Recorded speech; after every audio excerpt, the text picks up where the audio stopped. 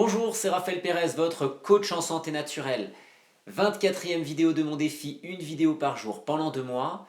Et je vais vous parler à nouveau de l'équilibre acido-basique. C'est aujourd'hui la 4e et dernière vidéo de la série sur l'équilibre acido-basique. Je vais vous parler dans cette vidéo de 3 éléments. 3 éléments qui pour moi sont essentiels pour réguler l'équilibre acido-basique et même plus importants que l'alimentation. Si vous avez suivi les vidéos précédentes, vous avez vu que je vous ai parlé des bases de l'équilibre acido-basique pour mieux comprendre comment ça fonctionne. Je vous ai également parlé de l'alimentation. Je vous ai catégorisé les aliments parce que je sais que ça peut vous rassurer, mais je vous ai aussi précisé les limites que cette catégorisation peut avoir. Je vous ai aussi présenté les limites qui peuvent être liées à l'indice PRAL ou encore au pH urinaire, à la mesure du pH de l'urine. Vous devez maintenant mieux comprendre que le potentiel alcalinisant ou acidifiant d'un aliment dépend de sa composition, c'est ce sur quoi on se focalise le plus souvent, mais qu'il dépend aussi de la pollution de l'aliment. Plus un aliment est pollué par des pesticides, par des additifs alimentaires, plus son caractère potentiellement acidifiant deviendra encore plus acidifiant, et plus son caractère alcalinisant va se réduire, et même devenir acidifiant. Si vous avez par exemple un aliment alcalinisant qui subit un traitement soufré, il sera obligatoirement acidifiant. Le caractère des aliments alcalinisants ou acidifiants va aussi dépendre du traitement des aliments. Quand je parle du traitement, de la transformation, plus un aliment va être transformé, plus il va être acidifiant. Le mode de cuisson va également jouer un rôle important puisqu'il va pouvoir faire perdre des minéraux, créer de nouvelles molécules que notre corps va devoir gérer derrière et qui sont des molécules qui ne sont pas utilisables directement par l'organisme, et voire des molécules qui sont totalement toxiques ou inutilisables carrément, donc qui vont demander un travail supplémentaire et qui vont augmenter l'acidification du corps. Et enfin, il y a aussi la digestion. Alors je vous parle principalement des mélanges alimentaires puisqu'il y a des interactions que les aliments peuvent avoir entre eux, mais ça peut être la digestion au sens large. Quand vous consommez un aliment qui peut être alcalinisant normalement, mais que vous ne le digérez pas correctement, il peut évoluer vers l'acidité. Donc d'abord, il va perdre de son potentiel alcalinisant, et puis au bout d'un moment, il peut devenir carrément acidifiant pour l'organisme. Je vous ai également dit, dans le début de cette vidéo et dans une vidéo précédente, que l'alimentation, même si c'est ce sur quoi on se focalise le plus en matière d'équilibre acido-basique, ce n'est pas la chose la plus importante. Pour moi, il y a 3 choses qui sont plus importantes. Il pourrait même y en avoir d'autres, mais je vais vous parler de 3 choses majeures qui jouent, qui influencent l'équilibre acido-basique et qui conditionnent notre santé. Je vais vous parler du stress. Je vais vous parler de l'asphyxie du corps. Donc le stress, l'asphyxie du corps et le manque de repos. Ce sont pour moi 3 éléments majeurs qui conditionnent notre équilibre acido-basique. Nous pourrions parler de la sédentarité également, mais nous allons voir que ces 3 éléments-là sont généralement bien plus importants pour notre corps. Alors le stress, qu'est-ce que c'est que le stress? On emploie souvent le stress, je suis stressé, je ne suis pas bien. Le stress, si on parle d'un point de vue purement biologique, c'est toute situation qui amène le corps dans un état de surmenage, dans une situation, dans un état en tout cas où le corps n'arrive plus à s'adapter correctement, c'est un stress. Donc ça peut être l'alimentation, ça peut être la sédentarité, ça peut être un événement de vie, votre travail, votre relation avec votre partenaire, avec vos enfants, avec vos parents, c'est du stress. Le plus souvent, le terme stress que l'on emploie n'est pas approprié. Le terme stress que l'on emploie est conditionné par la réaction de notre corps à une situation normalement qui signifie un danger. Ça, c'est ce que devrait représenter le stress. C'est-à-dire, vous êtes au volant de votre voiture, d'un seul coup, il y a quelqu'un qui a une réaction avec une autre voiture à côté de vous dangereuse, vous allez freiner.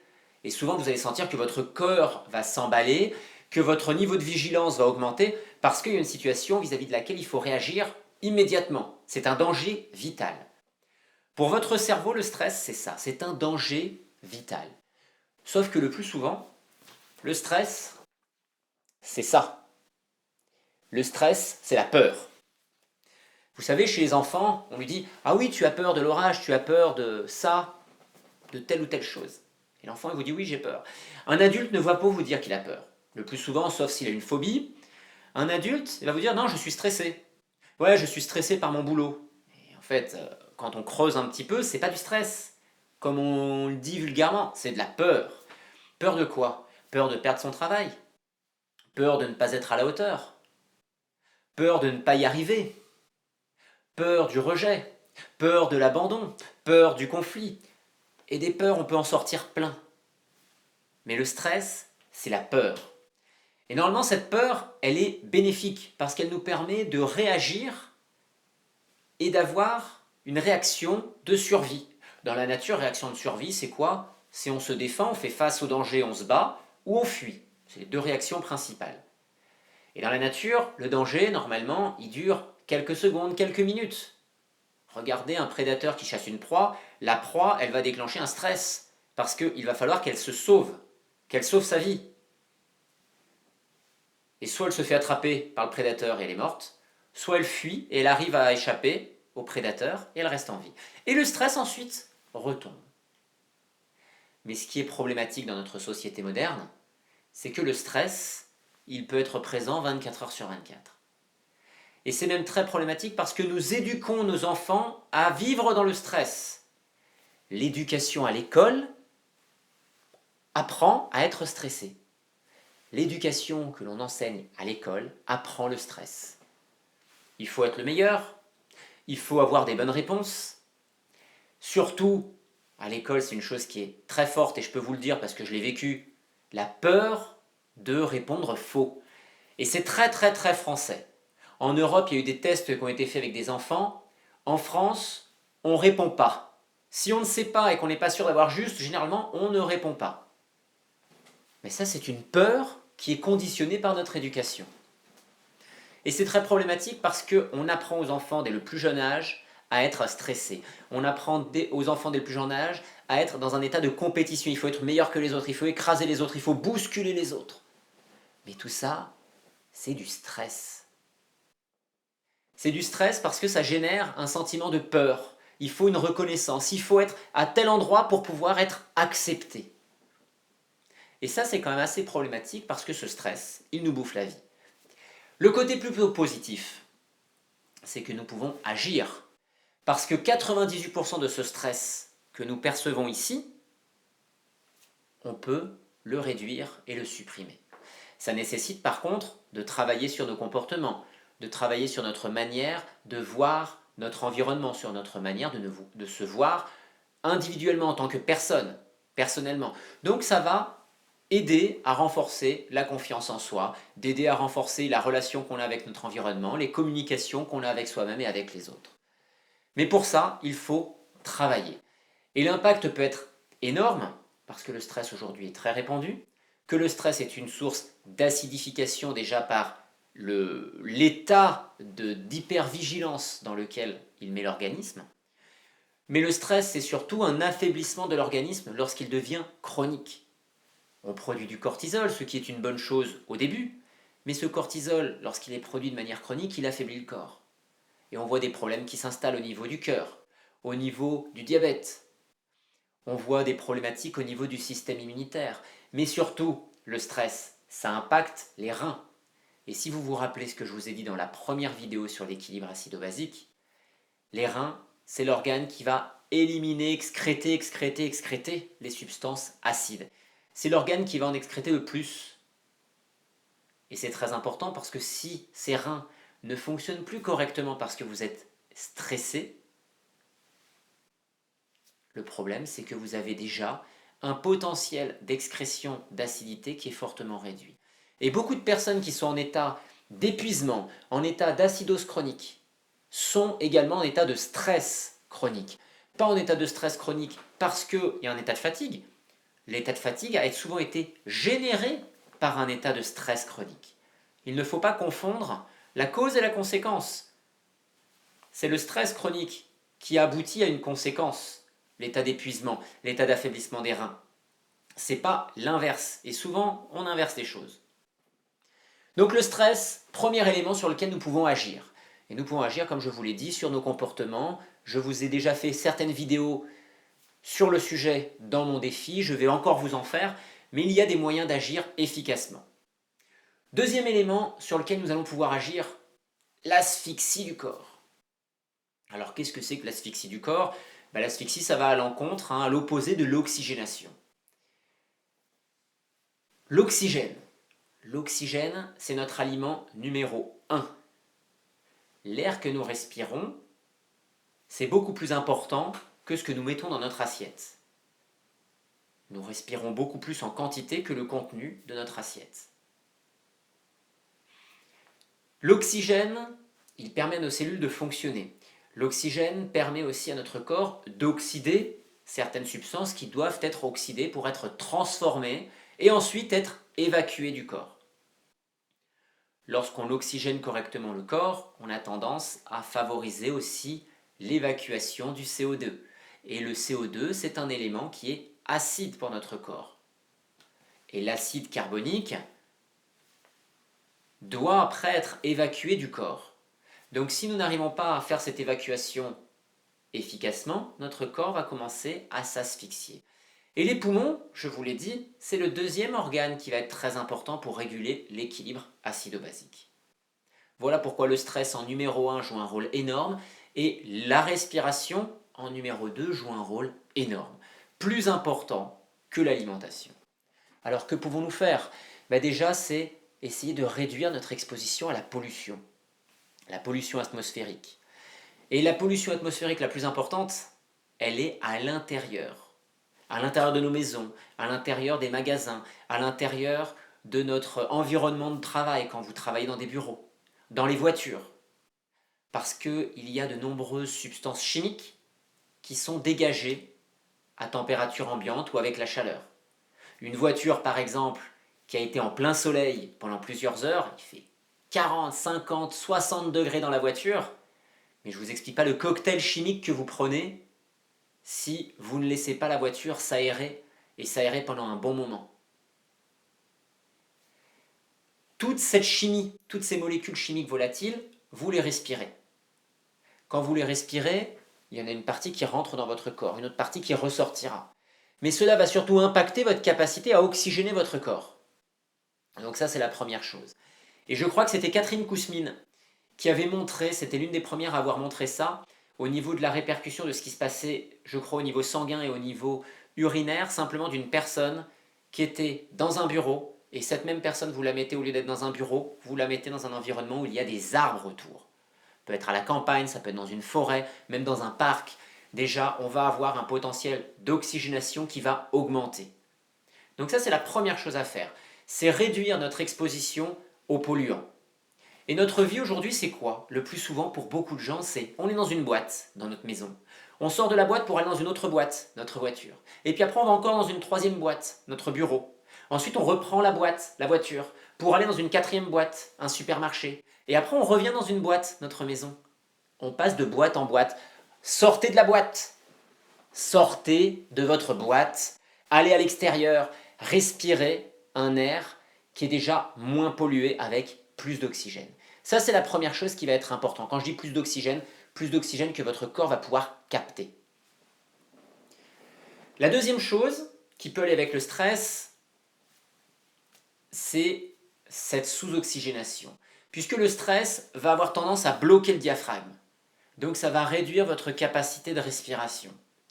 Donc si vous arrivez à apaiser un peu le stress, vous allez augmenter votre potentiel de respiration et d'oxygénation.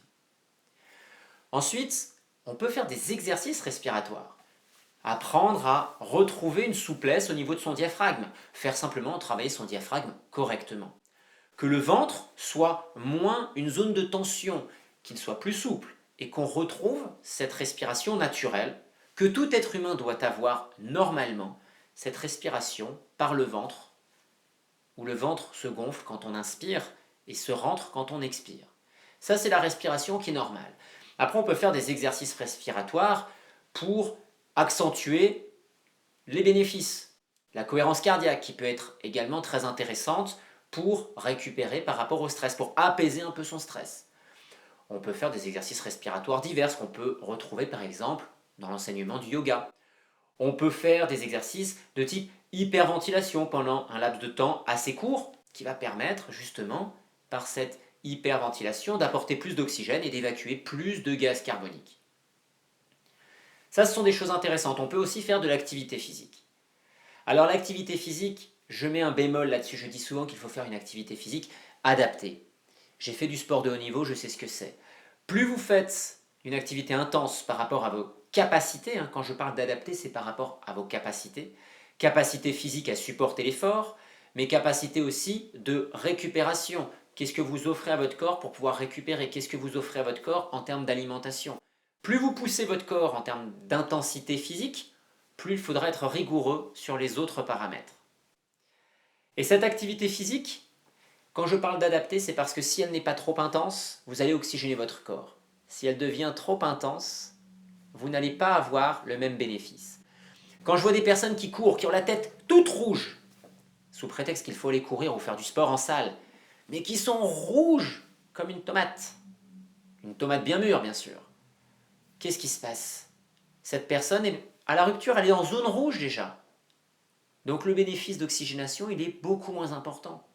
Et c'est encore pire quand vous voyez une personne qui a 30 kilos de trop, qui va courir et qui est rouge comme ça. Déjà le corps il est en état d'asphyxie cellulaire et on en rajoute une couche en faisant un effort physique qui est bien trop intense. Sans parler de la maltraitance physique qu'on donne à son corps en faisant de la course à pied par exemple avec tous les chocs que le corps va devoir supporter avec par exemple les 30 kilos de trop. Donc l'activité physique oui, mais une activité physique plutôt adaptée pour oxygéner votre corps.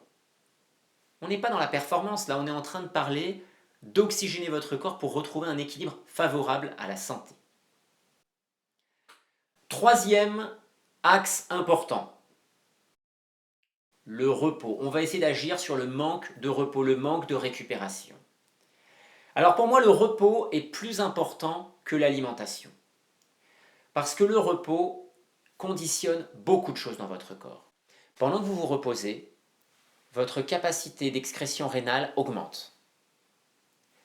Et si vous vous souvenez bien, les reins représentent l'organe principal d'excrétion des acides. Donc si vous permettez à vos reins de fonctionner mieux, d'excréter plus d'acide, vous aurez un bénéfice qui va augmenter. Donc le repos et le sommeil vont jouer un premier rôle important au niveau rénal, au niveau de l'excrétion des acides. On pourrait même dire de l'excrétion des toxiques d'une manière générale, parce que ça peut être différents polluants d'une manière générale. La deuxième chose, lorsque vous dormez, lorsque vous vous reposez, de nombreuses choses se passent au niveau de votre système nerveux. Votre cerveau, pendant que vous dormez, va classer, va trier les informations de la journée. Donc si vous avez vécu des choses qui ne sont pas forcément agréables ou difficiles, ou que vous êtes dans une phase d'apprentissage, vous aurez une meilleure progression lorsque vous vous reposez. Ensuite, il faut savoir, puisque c'est une problématique aujourd'hui qui est récurrente, on parle de l'épuisement du corps. Si vous êtes épuisé, il y a un moment, il faut aussi permettre à votre corps de récupérer. Et ce repos, il est salutaire. Le repos, c'est pas forcément dormir, c'est avoir des plages de récupération dans la journée.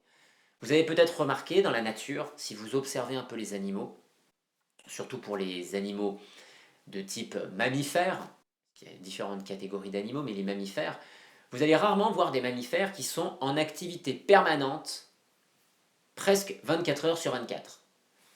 Le matin, vous vous levez, vous êtes en hyperactivité jusqu'au soir au moment du coucher. Quand vous vous couchez, vous êtes encore en hyperactivité parce que vous avez fait des choses qui sont encore dans votre tête. Vous avez été sur les écrans qui font que votre cerveau est encore en activité avant de se mettre en état de nuit. Et tout ça, du matin au soir, en empiétant sur une partie de la nuit. Aucun animal ne fait ça. Et le problème, c'est que ces plages de repos, les animaux se reposent dans la journée. Alors vous allez me dire, oui, mais c'est pas facile de se reposer dans la journée. Et c'est vrai, c'est pas facile.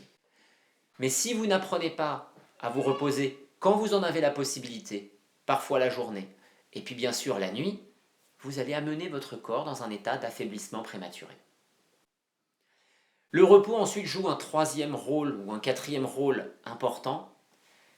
Le repos, surtout la nuit lorsque nous dormons, c'est le moment où nous sommes en capacité de régénérer nos fibres nerveuses. C'est lorsque nous dormons que nous pouvons resynthétiser principalement de la myéline autour des nerfs. C'est lorsque nous dormons que nous pouvons aussi produire ou réparer nos cellules nerveuses efficacement. Donc ne négligez pas le repos parce qu'il va conditionner le fonctionnement derrière de votre corps. Donc c'est un élément qui est capital pour réguler votre équilibre acido-basique. Et je vais terminer là-dessus par rapport au repos, par rapport à la nuit. Parce que certaines personnes imaginent que lorsqu'on dort, par exemple, on perd notre temps. Lorsque vous dormez, tout ce qui se passe au niveau inconscient, ce que vous ne maîtrisez pas ou ce à quoi vous ne pensez pas consciemment, c'est quelque chose qui va conditionner vos comportements et votre vie sur les jours qui vont suivre. Donc lorsque vous dormez, c'est 50, 60, 70% de votre conditionnement de vie dans les jours qui suivent. Si vous dormez bien, que vous récupérez bien et que vous êtes dans une bonne dynamique en vous endormant, vous aurez un potentiel plus élevé d'avoir un bon conditionnement dans les jours qui suivent pour vivre mieux. Et donc, pour conditionner plus favorablement votre équilibre acido-basique, pour être moins en lutte, moins en stress dans votre quotidien. Je vous souhaite une excellente journée et je vous retrouve demain pour la suite de mon défi.